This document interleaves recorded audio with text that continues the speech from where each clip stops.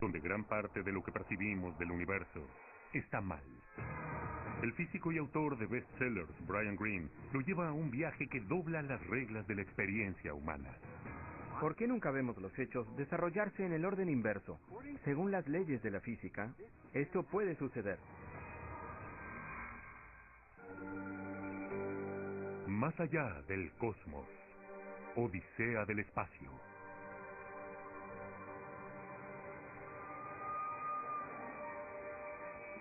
Pensamos que nuestro mundo está lleno de cosas, como edificios y autos, autobuses y gente. Y en ningún lugar es más evidente que en una ciudad ajetreada como Nueva York. Pero alrededor de las cosas que conforman nuestro mundo diario, hay algo igual de importante, pero mucho más misterioso. El espacio, en donde existen todas estas cosas. Para comprender lo que digo, detengámonos un momento e imaginemos. ¿Y si quitáramos todas estas cosas? Me refiero a todo. La gente, los autos y edificios, y no solo las cosas de la Tierra, sino la Tierra misma. Y si le quitáramos todos los planetas, estrellas, galaxias, y no solo lo grande, sino cosas diminutas, hasta el último átomo de gas y polvo. Y si lo quitáramos todo, ¿qué quedaría? La mayoría diríamos que nada, y estaríamos en lo cierto. Pero extrañamente, también nos equivocaríamos. Lo que queda es un espacio vacío, y parece ser que el espacio vacío no es nada. Es algo. Algo con características ocultas tan reales como todas las cosas de nuestra vida cotidiana. De hecho, el espacio es tan real que se puede doblar. El espacio se puede retorcer. Y se puede rizar. Tan real que el espacio vacío en sí ayuda a darle forma a todo el mundo que nos rodea y forma la mismísima tela del cosmos. No se puede entender nada del mundo a menos que entiendas el espacio. El mundo es espacio con cosas dentro. No solemos estar muy conscientes del espacio, pero los peces tampoco están conscientes del agua y están en ella todo el tiempo. El espacio no es nada en realidad. De hecho, tiene muchas cosas dentro. Cuando la mayoría nos imaginamos el espacio, pensamos en el espacio exterior, un lugar muy, muy lejano. Pero el espacio, en realidad, está por todos lados. Es el elemento más abundante del universo, incluso de las cosas más pequeñas, como los átomos. El ingrediente básico de usted, de mí y de todo lo demás que vemos en el mundo que nos rodea. Incluso ellos son casi completamente un espacio vacío. De hecho, si se quita todo el espacio dentro de todos los átomos que conforman la piedra, el vidrio y el acero del edificio del Empire State, quedaría un pequeño bulto de más o menos el tamaño de un grano de arroz, pero que pese cientos de millones de kilos. El resto es solo espacio vacío. Pero, ¿qué es exactamente el espacio? Así es como el padre de la ciencia moderna se imaginó el espacio, como un escenario vacío. Para Newton, el espacio era el marco de todo lo que sucede en el cosmos, el espacio dentro del cual el drama del universo se desarrolla. Y el escenario de Newton era pasivo, absoluto, eterno e inmutable. La acción no podía afectar el escenario, y el escenario no podía afectar la acción. Al imaginarse el espacio de este modo, Newton pudo describir el mundo como nunca nadie lo había hecho. Su escenario inmutable le permitió comprender casi todo el movimiento que vemos a nuestro alrededor. Leyes de secesión que pueden predecir de todo, desde el modo en que las manzanas caen de los árboles, hasta el camino que la Tierra da alrededor del Sol.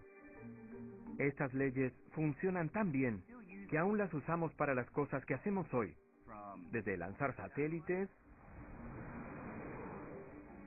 hasta aterrizar aviones. Y las leyes, todas, dependen de una idea radical, que el espacio es real.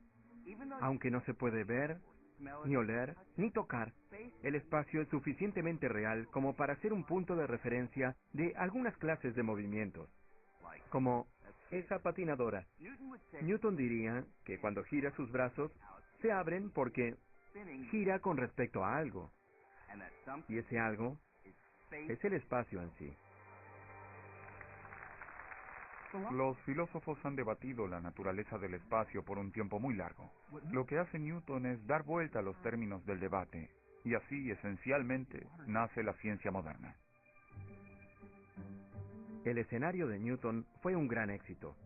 Disfrutó de la atención por más de 200 años.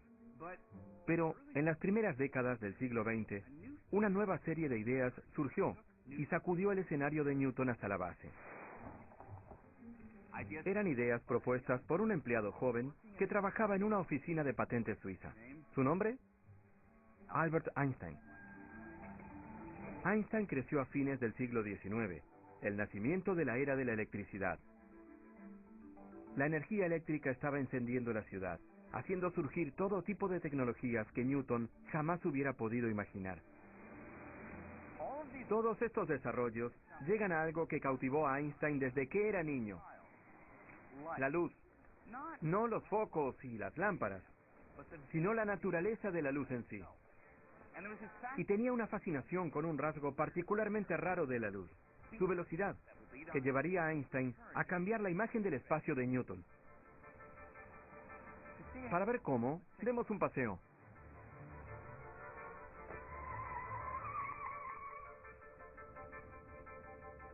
En este momento estamos viajando a unos 32 kilómetros por hora. Para ir más rápido, lo único que debe hacer el conductor es pisar el acelerador. Y la velocidad del taxi cambia. Uno puede sentir ese cambio, pero también puede verlo en el velocímetro del taxi o en uno de esos carteles de velocidad de radar. De acuerdo, ya puede frenar. Pero ahora imaginen que en lugar de medir la velocidad del taxi, tiene un cartel de radar que mide la velocidad de la luz que sale de los faros. Ese cartel mediría la luz viajando a unos imponentes 1080 millones de kilómetros por hora. Ahora, cuando el taxi comienza a moverse, uno pensaría que la velocidad de la luz aumentaría en igual proporción que la del auto. Después de todo, uno pensaría que el taxi en movimiento le daría a la luz un empuje más. Pero sorprendentemente, eso no es lo que sucede. Nuestro cartel de radar, o cualquier medida de la velocidad de la luz, siempre detectará la luz viajando a 1080 millones de kilómetros por hora. Ya sea que el taxi se mueva o no. Pero ¿cómo puede ser? ¿Cómo es posible que todas las medidas de la velocidad de la luz siempre den el mismo resultado? Si corres hacia una pared, se te acerca más rápido que si te quedas quieto con respecto a esa pared. Pero eso no sucede con la luz. La velocidad de la luz es la misma para todos. Es extraordinario. Así le dio sentido Einstein a ese extraordinario rompecabezas. Sabiendo que la velocidad es solo una medida del espacio recorrido por algo en determinado tiempo, Einstein propuso una idea realmente sensacional: que el espacio y el tiempo podían trabajar juntos, ajustándose constantemente por la misma cantidad.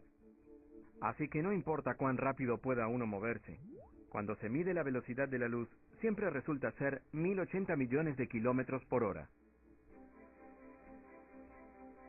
Para respetar esa cualidad absoluta de la luz,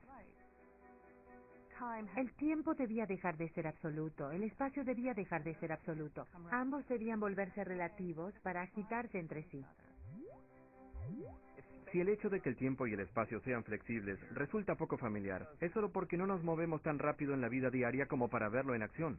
Pero si este taxi pudiera moverse casi a la velocidad de la luz, los efectos ya no podrían ocultarse. Por ejemplo, si estuvieran en una esquina cuando yo pasara a la velocidad de la luz, verían que el espacio se ajustaría, Así que mi taxi parecería tener solo centímetros de largo. Y también oirían que mi reloj marcaría el tiempo muy lentamente. Pero, desde mi perspectiva dentro del taxi, mi reloj funcionaría normalmente, y el espacio aquí dentro parecería igual que siempre.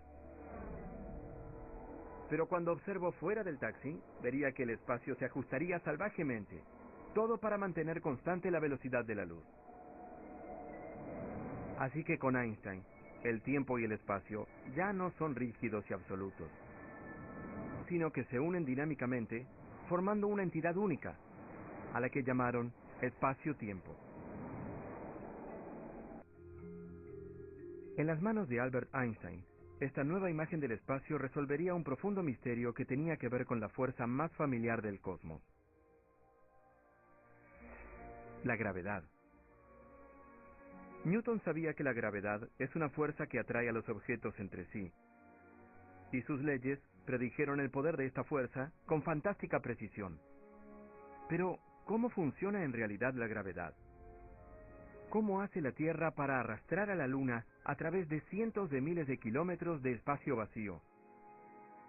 Se comportan como si estuvieran sujetadas entre sí por una especie de cuerda invisible, pero todos saben que eso no es cierto. Y las leyes de Newton no daban ninguna explicación. Einstein vio que ningún parche podría arreglar la gravedad newtoniana. Debía inventarle un mecanismo. Debía comprenderlo. Luego de cavilar sobre este problema por más de 10 años, Einstein llegó a una asombrosa conclusión. El secreto de la gravedad recaía en la naturaleza del espacio-tiempo. Era incluso más flexible de lo que se había dado cuenta previamente. Podía estirarse como una tela. Este fue un quiebre realmente radical de Newton. Piensen en esta mesa como el espacio-tiempo, y piensen en estas bolas como objetos en el espacio. Si el espacio-tiempo fuera bien plano, como la superficie de esta mesa, los objetos viajarían en línea recta. Pero si el espacio es como una tela que puede estirarse y doblarse, pues esto puede parecer un poco extraño, pero observen lo que sucede si pongo algo pesado en una tela elástica de espacio-tiempo.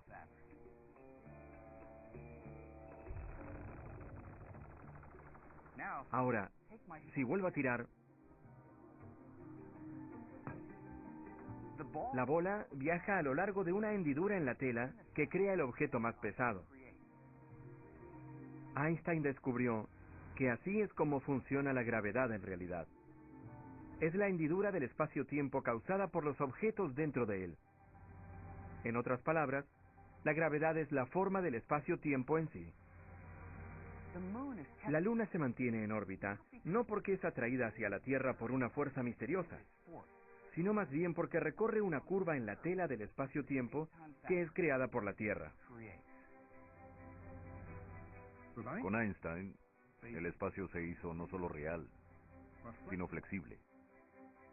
Así que de pronto el espacio tenía propiedades, el espacio tenía curvatura, de pronto el espacio tenía una geometría flexible, casi como una hoja de goma. Habrá un modo completamente nuevo de pensar en la realidad que describe al universo entero. Einstein se convierte en Einstein por esa observación. Donde Newton veía un espacio pasivo, Einstein lo vio como dinámico. Estaba entretejido con el tiempo y dictaba cómo se movían las cosas. Así que, después de Einstein, ya no se puede pensar en el espacio como un escenario estático. Es un actor e interpreta un rol principal en el teatro cósmico.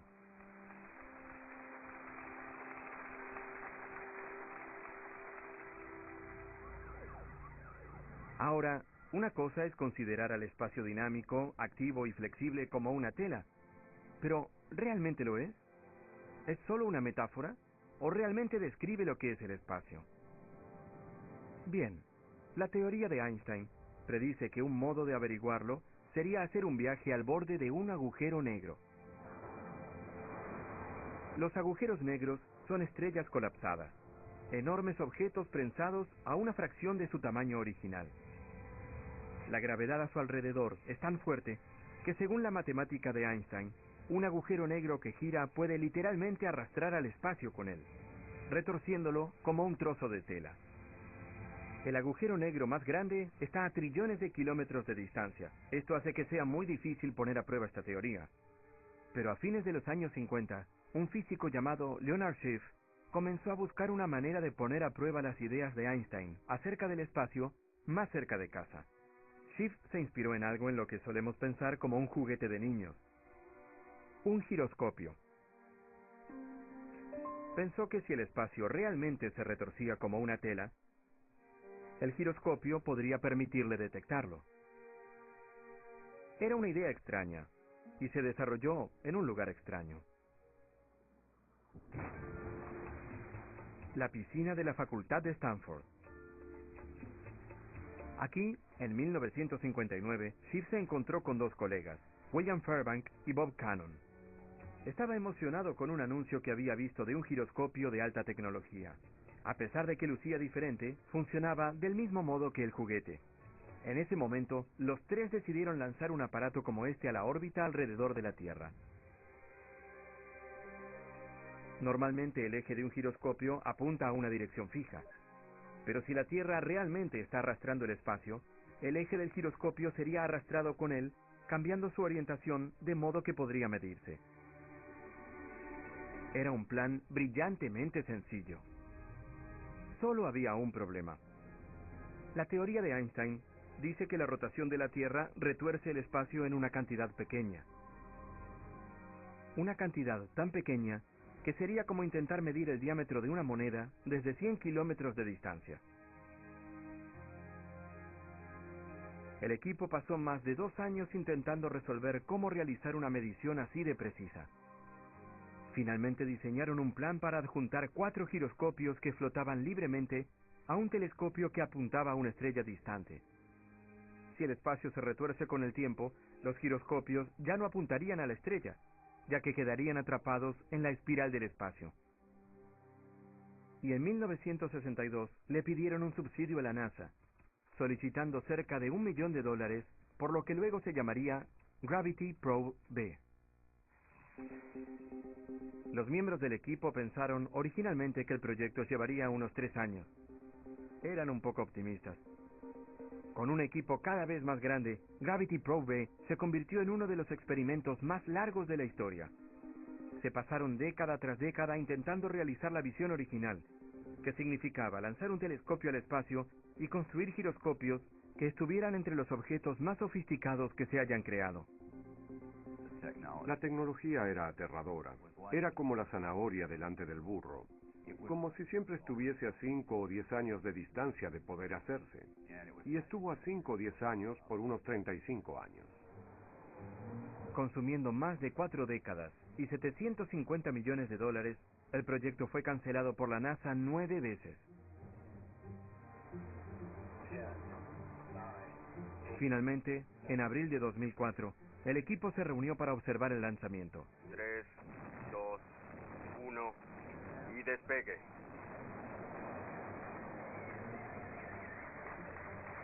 De los 3 hombres que se sentaron al lado de la piscina en 1959, solo uno estaba vivo para verlo. Y allí estábamos, mirándolo. Es un momento increíblemente emocionante. Es una experiencia conmovedora. Fue impecable. 10.000 cosas no salieron mal. Durante más de un año, Gravity Probe B orbitó la Tierra, mientras un equipo monitoreaba nerviosamente cada movimiento, intentando ver si la Tierra realmente retorcería el espacio. Finalmente los datos comenzaron a llegar. Y había un problema. Los giroscopios estaban experimentando un pequeño temblor inesperado. Y despejar los datos costaría millones. Con fondos que se agotaban, parecía que casi medio siglo de trabajo estaba por irse por la borda.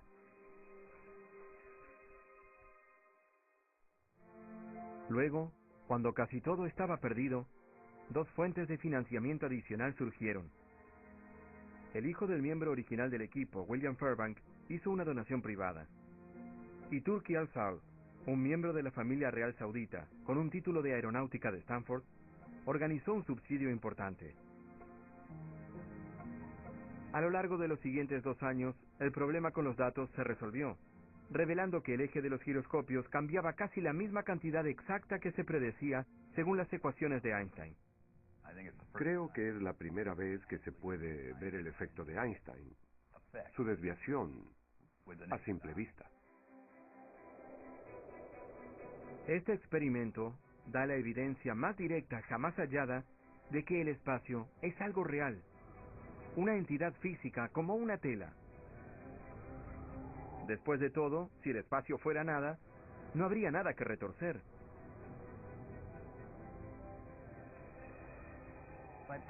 Pero al mismo tiempo en que Albert Einstein investigaba el espacio en la escala más grande, otro equipo de físicos investigaba el universo en escalas extremadamente diminutas. Y allí encontraron un reino completamente inexplorado, donde la imagen del espacio de Einstein no estaba por ningún lado. Para ver de lo que hablo, imaginen que se pudieran encoger millones de veces más pequeños que su tamaño actual. Este es el reino de los átomos y las partículas subatómicas, los bloques fundamentales de construcción de todo lo que podemos ver. Y cuando se llega a este tamaño, el mundo juega con una serie de reglas completamente diferentes, llamadas mecánica cuántica. Según estas reglas, incluso si se intenta quitar cada último átomo y partícula, uno hallaría que el espacio vacío aún está lejos de estar vacío. De hecho, está rebosante de actividad. Las partículas constantemente entran y salen de la existencia. Erupcionan de la nada. Rápidamente se aniquilan unas a otras y desaparecen. A pesar de que la teoría predecía esto, no fue hasta 1948 que un científico llamado Hendrik Casimir sugirió que incluso si no podemos ver estas partículas, deberían provocar que el espacio vacío hiciera algo que sí pudiéramos ver. Predijo que si se toman 2 placas de metal normales y se colocan extremadamente cerca, digamos que más cerca que el grosor de una hoja de papel, las partículas con ciertas energías serían excluidas porque de algún modo no entrarían entre las placas.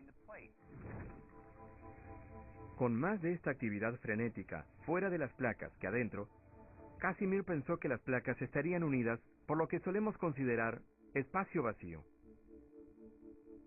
Y unos años después, cuando se hizo el experimento,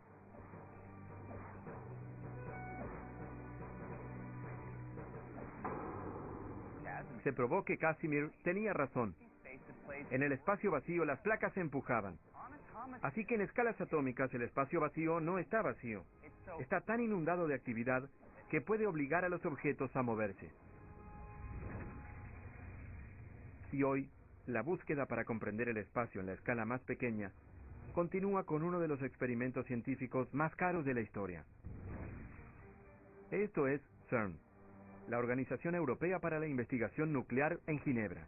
Y aquí, enterrado a más de 50 metros bajo tierra, está el Gran Colisionador de Hadrones, el acelerador más poderoso del mundo. Con un precio de unos $10.000 millones, acelera las partículas subatómicas a más del 99,99% de la velocidad de la luz y las estrella unas contra otras. En las lluvias de restos producidas por estas colisiones, científicos en lugares como estos han descubierto todo un zoológico de partículas extrañas y exóticas. Y en este momento están persiguiendo a una de las más elusivas.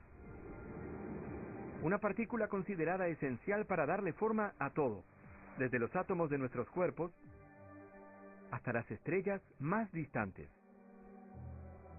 Si se halla esta partícula, redefinirá nuestra imagen del espacio y cumplirá con una búsqueda que comenzó hace más de 40 años. Todo comenzó en 1964, cuando un joven físico inglés llamado Peter Higgs sugirió algo acerca del espacio que era tan radical que casi lo lleva a la ruina. Me dijeron que decía tonterías, que no podía tener razón. Así que claramente no habían comprendido lo que estaba diciendo. Higgs y algunos otros luchaban con un problema que se resume en esto. Las partículas fundamentales del universo contienen todas diferente cantidad de masa, que solemos creer que se trata del peso. Sin masa, estas partículas nunca se combinan para formar los átomos familiares que conforman todas las cosas que vemos en el mundo que nos rodea. Pero, ¿qué crea la masa? ¿Y por qué diferentes partículas tienen diferentes masas? Por más que lo intentaran, nadie había podido responder esta desconcertante pregunta. Luego, un fin de semana, después de caminar en las afueras de Edimburgo, Higgs tuvo una idea particular. Usando la matemática, imagina el espacio de una nueva manera, como un océano. Las partículas están sumergidas en este océano y aumentan de masa a medida que se mueven dentro de él. Para ver cómo funciona esto, piensen en la masa de una partícula como la fama de un actor. Y el océano de Higgs sería como los paparazzi. Algunas partículas, como los actores desconocidos, pasan fácilmente. Los paparazzi no están interesados en ellos. Pero otras partículas, como las superestrellas, deben empujar y presionar. Y cuanto más luchan esas partículas para pasar, más interactúan con el océano y más masa acumulan. Higgs estaba convencido de que había realizado un gran descubrimiento, pero cuando envió su idea a una publicación de CERN, fue rechazada. Impertérrito, Higgs afinó más su teoría, hasta que le ofrecieron la oportunidad de presentarla en la vieja guarida de Einstein, el Instituto para el Estudio Avanzado en Princeton. Allí esperaba que su nueva idea encontrara a sus críticos más duros. Conducía felizmente por la autopista y había un cartel para doblar hacia Princeton, y eso me confrontó realmente con lo que iba a hacer. Empecé a sudar frío y comencé a temblar y tuve que frenar a un costado del camino a recuperarme. Pero Higgs perseveró. Fue la primera de una serie de charlas que convencería a sus colegas de que estaba en la búsqueda de algo profundo. Eventualmente los cansé. Sentí que había triunfado. Así que disfruté las fiestas que le siguieron. Hoy, la idea novedosa, llamada el campo de Higgs, es crucial para nuestra comprensión del espacio. El campo de Higgs está en todos lados. Es algo que incluso en el espacio más vacío tiene un efecto. Otorga masa. Así que creo que Higgs se merece el mérito de ser una de las personas que dijeron que el espacio son cosas, que tiene propiedades en él que son intrínsecas, de las que no puedes liberarte, que no puedes apagar. ¿El único problema? No hay prueba física de que el campo de Higgs exista. Al menos no aún. Pero aquí, en CERN, los científicos intentan chocar partículas con tanta energía que no se perderán ni una porción del campo de Higgs, produciendo una diminuta partícula propia. Es como si quisieran descascarar un trozo del espacio. Creemos que si golpeamos el espacio lo suficiente con colisiones de un acelerador de partículas, podremos lograr que una partícula de Higgs surja del espacio vacío. Nuestra comprensión de la materia como la conocemos ahora se desmoronaría si el campo de Higgs no existiera. No creo que nadie dude seriamente que lo veremos. Si no lo hacemos, sería un resultado extremadamente estrafalario. Encontrar la partícula de Higgs sería un hito enorme, estableciendo que el más vacío de los espacios vacíos tiene impacto en toda la materia. Pero resulta que el espacio contiene un ingrediente mucho más elusivo que cualquier cosa que hubiera imaginado Higgs. Un ingrediente que puede tener la clave del mayor de los misterios, el mismísimo destino del cosmos. Es un misterio que comenzó hace unos 14.000 millones de años, en lo que llamamos el Big Bang. En una fracción de segundo, el universo atravesó una violenta expansión, haciendo volar el espacio hacia afuera. El espacio se estuvo expandiendo desde entonces. Por décadas, la mayoría de los científicos pensaba que esa expansión debería estar desacelerándose gracias a la fuerza de la gravedad. Cuando lanzo una manzana al aire, la gravedad de la Tierra eventualmente la detiene y la hace regresar. Y al igual que la manzana se desacelera con el tiempo, también el universo debería estar desacelerándose en su expansión por la atracción gravitacional de toda la materia y la energía para con toda la otra materia y energía. Pero eso provocó la pregunta, ¿cuál es el destino final del cosmos? ¿Se expandiría el espacio eternamente? ¿O la gravedad eventualmente detendría la expansión del espacio, provocando que volviera a colapsar sobre sí mismo en una gran contracción? Para resolver este misterio, dos equipos de astrónomos se lanzaron a medir la desaceleración de la expansión usando una herramienta novedosa: estrellas en explosión llamadas supernovas. Una supernova es una estrella que acaba con su vida en una explosión enorme. Son extremadamente luminosas. Pueden ser tan brillantes como 1.000 millones de soles. Las supernovas son muy similares cuando explotan. Todas llegan al mismo resplandor y luego desaparecen más o menos de la misma forma. Como las explosiones son tan brillantes y uniformes, los equipos razonaron que estas supernovas se comportarían como faros cósmicos muy precisos, permitiéndoles rastrear cómo la expansión del espacio se ha desacelerado con el tiempo. El problema es que las supernovas son extremadamente escasas. Para encontrar suficientes, Perlmutter pasó años llamando a astrónomos de todo el mundo, pidiéndoles tiempo en sus telescopios. Necesitábamos los telescopios más grandes del mundo y condiciones perfectas. Y en esas condiciones perfectas, llamé a la gente a mitad de la noche cuando intentaban hacer un trabajo serio y les dije, sé que tienen una agenda ajetreada, pero si por alguna razón pudieran notificar esta observación de media hora, eso nos interesaría mucho. Cuando finalmente consiguieron suficientes datos para trazar cuánto desaceleraba la expansión del universo la fuerza de la gravedad, les esperaba una sorpresa. Los resultados eran extraños. No mostraban ninguna desaceleración del universo. De hecho, mostraron un universo que se aceleraba. Era como si el espacio, al que considerábamos nada, de hecho tuviera una cierta elasticidad. Así que el espacio no quería comprimirse. El espacio quiere separar al universo con fuerza. Parecía que el universo se expandía más y más rápido con el tiempo, acelerándose en vez de desacelerándose. Mi respuesta inmediata fue, debo entender por qué esto está mal. Esto no puede estar bien. Pero estaba bien. Y la mayoría de los científicos convergieron en una explicación. Hay algo que llena el espacio y contrarresta la fuerza de la gravedad que normalmente se atrae, separando a las galaxias y estirando la mismísima tela del cosmos. Esta misteriosa sustancia que llena el espacio ha sido nombrada energía oscura y ha puesto de cabeza nuestra imagen del universo. A lo largo de las distancias más grandes, la energía oscura domina entre los contenidos del universo. Y no sabemos lo que es. Si se hace una encuesta, un censo de toda la energía del universo, la energía oscura resulta ser alrededor del 70% del universo. Y hasta hace una década nadie imaginaba que eso siquiera existía. Así que, en esencia, el peso del espacio vacío en sí es el 70% del peso del universo entero. Eso es más o menos el mismo porcentaje de superficie que en la Tierra está cubierta de agua. Imagínense que no supiéramos lo que es el agua. Esa es nuestra postura con respecto a la energía oscura. No tenemos idea de cómo explicarla.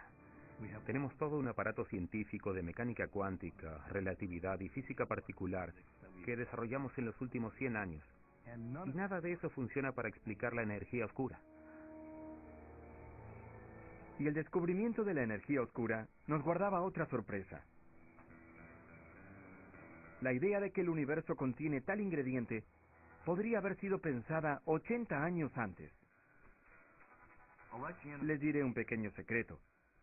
Aunque no la llamó energía oscura, hace mucho tiempo Albert Einstein predijo que el espacio en sí podría ejercer una fuerza que separaría a las galaxias. Verán, poco después de descubrir su teoría general de la relatividad, su teoría de la gravedad, Einstein vio que de acuerdo con la matemática, el universo o bien se estaría expandiendo o contrayendo, pero no podía sostenerse en un tamaño fijo. Esto era desconcertante, porque antes de que supieran acerca del Big Bang, la mayoría de los científicos, incluyendo a Einstein, se imaginaban al universo como estático, eterno e inmutable. Cuando las ecuaciones de Einstein sugerían un universo que se expandía o se contraía, no el universo estático en el que todos creían, tenía un problema. Así que Einstein regresó a sus ecuaciones y las modificó para permitir una especie de antigravedad que infundiría al espacio de una presión hacia el exterior que contrarrestaría el normal empuje hacia adentro de la gravedad, permitiendo así que el universo se mantuviera quieto. Llamó a la modificación la constante cosmológica. Agregar la constante cosmológica rescató sus ecuaciones. Pero la verdad es que Einstein no tenía idea de si este empuje hacia afuera o antigravedad realmente existía. La introducción de la constante cosmológica de Einstein no era una solución muy elegante para tratar de encontrar lo que buscaba, un universo estacionario. Logra el efecto de antigravedad. Dice que la gravedad a veces puede comportarse de un modo en que no une las cosas, sino que las separa. Como el choque de dos titanes, la constante cosmológica y la fuerza de la materia normal podrían refrenar al universo y mantenerlo estático. Pero una docena de años más tarde, el astrónomo Edwin Hubble descubrió que el universo no es estático. Se está expandiendo por la fuerza explosiva del Big Bang hace 14.000 millones de años. Eso significaba que las ecuaciones originales de Einstein ya no debían ser alteradas. Así que de repente, la necesidad de una constante cosmológica se fue por la ventana.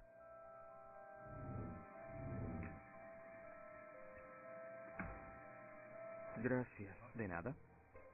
Se dice que Einstein llamó a esto su más grande error. Pero este es el tema. Con el reciente descubrimiento de que la expansión del universo se está acelerando, los científicos están convencidos de que hay algo en el espacio que está separando las cosas. Así que 70 años más tarde, el mayor error de Einstein puede estar entre sus mayores aciertos. Era algo que nadie más estaba pensando. Pero puede ser que la constante cosmológica de Einstein sea la clave para comprender la expansión del universo como lo vemos hoy. Aunque nadie sabe exactamente qué es la energía oscura, hace surgir una posibilidad increíble y preocupante. Einstein imaginó la fuerza de su antigravedad como constante. Pero, ¿es constante la fuerza de la energía oscura? ¿Y qué hay si cambia con el tiempo? La respuesta podría anular todo lo que pensábamos que sabíamos acerca del destino del cosmos. En este momento, todo en nuestro mundo, desde las moléculas que conforman mi cuerpo hasta las moléculas que conforman la luna, están unidas por fuerzas que abruman el empuje hacia afuera de la energía oscura. Y por eso, no vemos que las cosas se expandan en nuestras vidas diarias. Pero esa situación podría no durar para siempre. En un escenario, la energía oscura continuará separando a las galaxias más y más lejos, hasta que finalmente se separarán tanto que el universo se convertiría en un lugar frío, oscuro y solitario. En otro escenario, la fuerza de la energía oscura podría aumentar con el tiempo, volviéndose tan fuerte que destrozaría todo dentro de la galaxia. Desde estrellas, hasta planetas, hasta materia de toda clase.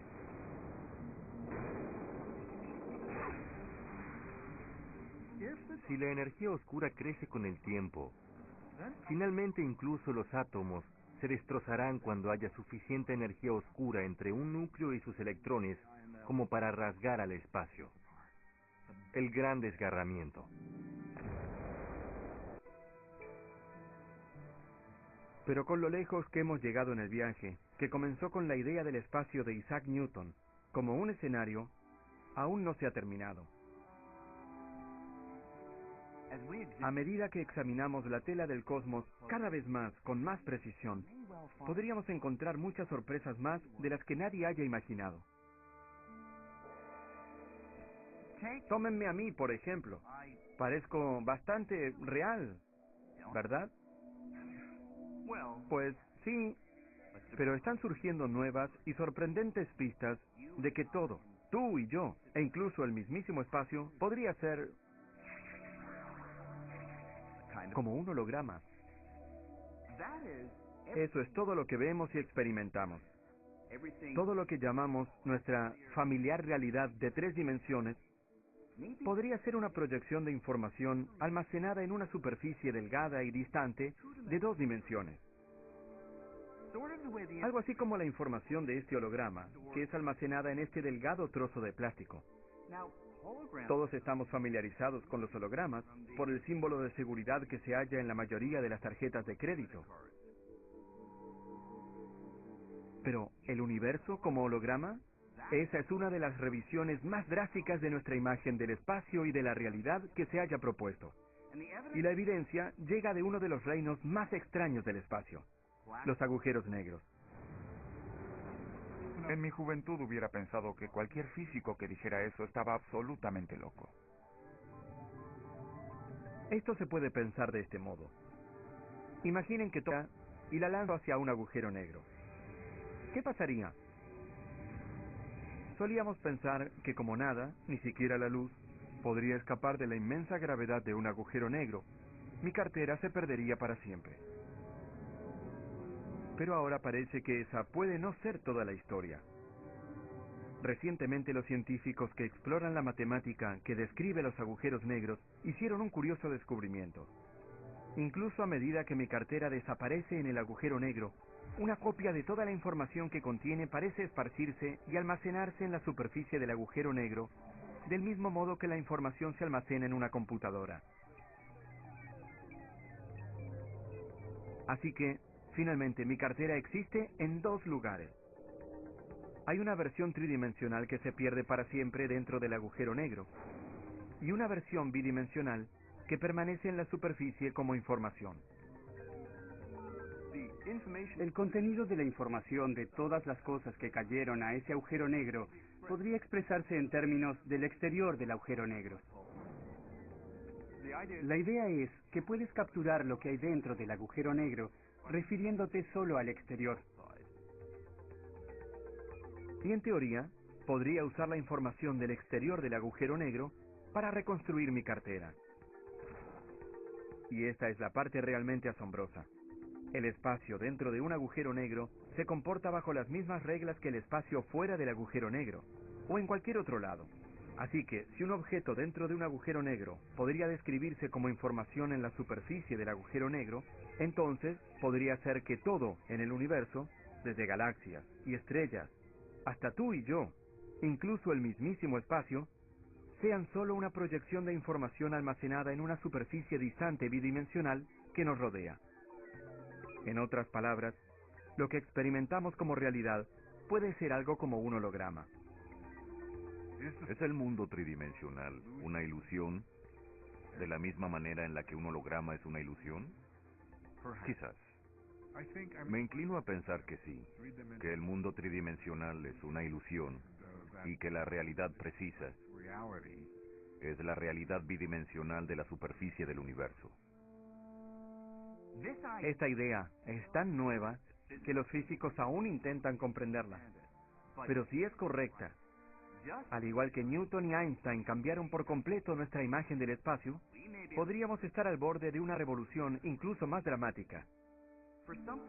Para hacer algo que es una parte tan vital de nuestras vidas diarias, el espacio sigue siendo una especie de extraño familiar. Nos rodea por todos lados, pero aún estamos lejos de desenmascarar su verdadera identidad. Eso puede llevarnos 100 años, puede llevarnos 1000 años, o puede suceder mañana. Pero cuando resolvamos ese misterio, daremos un paso gigante hacia la comprensión total de la tela del cosmos.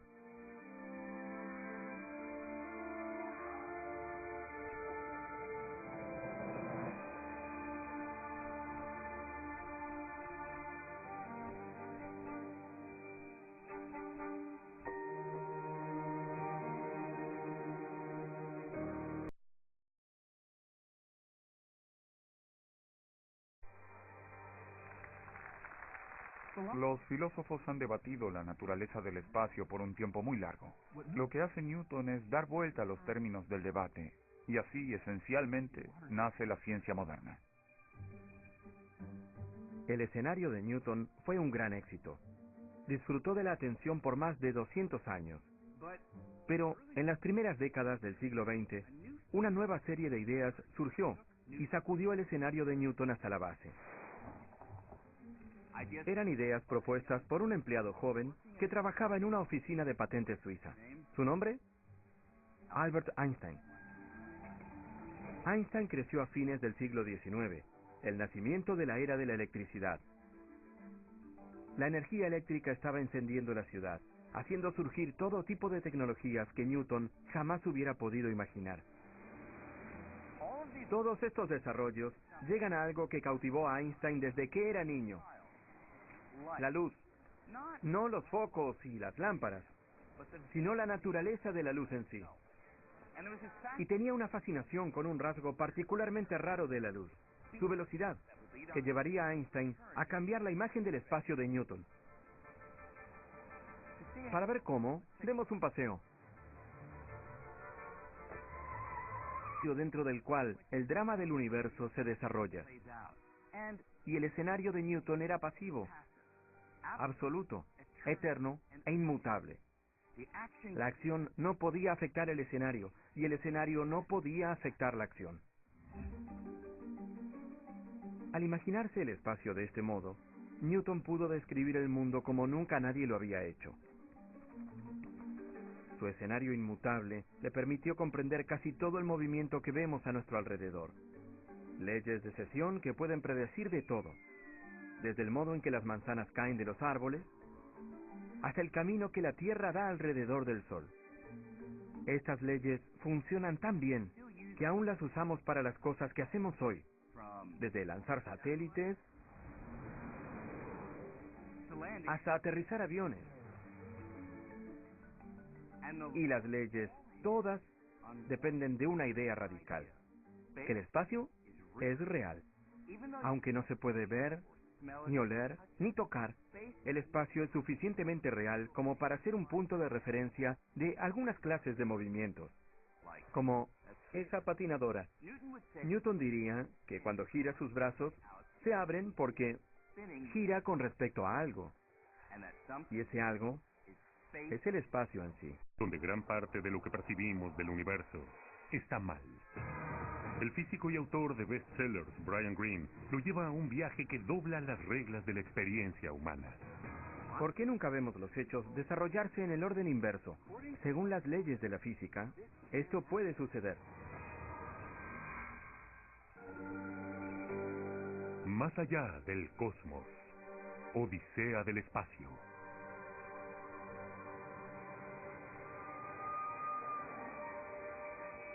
Pensamos que nuestro mundo está lleno de cosas, como edificios y autos, autobuses y gente. Y en ningún lugar es más evidente que en una ciudad ajetreada como Nueva York. Pero alrededor de las cosas que conforman nuestro mundo diario, hay algo igual de importante, pero mucho más misterioso. El espacio, en donde existen todas estas cosas. Para comprender lo que digo, detengámonos un momento e imaginemos.